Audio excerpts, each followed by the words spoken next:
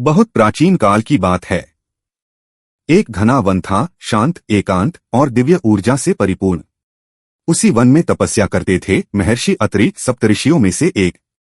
उन्होंने संकल्प लिया था कि जब तक वे ब्रह्मा, विष्णु और महेश तीनों के साक्षात दर्शन न कर लें, तब तक वे अपने शरीर को स्पर्श नहीं करेंगे, न केश काटेंगे, न दाढ़ी और न ही स्नान। वर्षों बीत गए। उनके केश अब जटाओं में बदल चुके थे। दाढ़ी लंबी होकर घुटनों तक पहुंच गई थी। शरीर पर धूल और सूखे पत्ते जमने लगे थे। लेकिन महर्षि अत्रि एकाग्र भाव से ध्यान में लीन थे। न भूख का ध्यान, न प्यास का, बस एक ही ध्यान, ब्रह्म साक्षात्कार।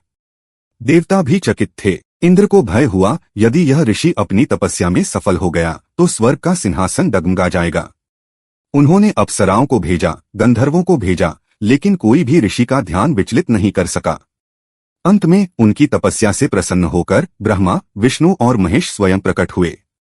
ब्रह्मा ने कहा, ऋषिवर, तुम्हारे केश, दाढ़ी और जटा अब केवल बाल नहीं, ब्रह्म तेज के वाहक बन चुके हैं।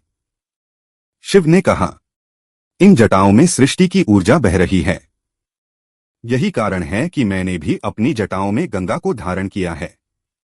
विष्णु बोले, हे अत्रि, तुम्हारी साधना का तेज अब तुम्हारे रूप में प्रतिबिंबित होता है। यह रूप न केवल सम्माननीय है, बल्कि भविष्य के मुनियों के लिए आदर्श भी बनेगा। तब से यह परंपरा बन गई। जो भी मनुष्य तप करता है, जो भी मुनि संसार से विरक्त होकर आत्मा की खोज करता है, वह अपने बालों को प्राकृतिक रूप से बढ़ने देता है। वह उन्हें काटता नहीं, क्योंकि वे अब उसका आभामंडल, उसका साधना का प्रतीक और उसका वैराग्य का प्रमाण बन चुके होते हैं। ऋषिमुनियों के लंबे बाल, दाढ़ी और जटाएं कोई दिखावा नहीं, बल्कि एक प्रतीक हैं, आत्मिक तेज, तपस्या और ईश्वर से जुड़े होने का। जब शरीर का हर हिस्सा तपस्या में लीन हो, तो वह स्वयं भी ध्यान का मंदिर बन जाता है।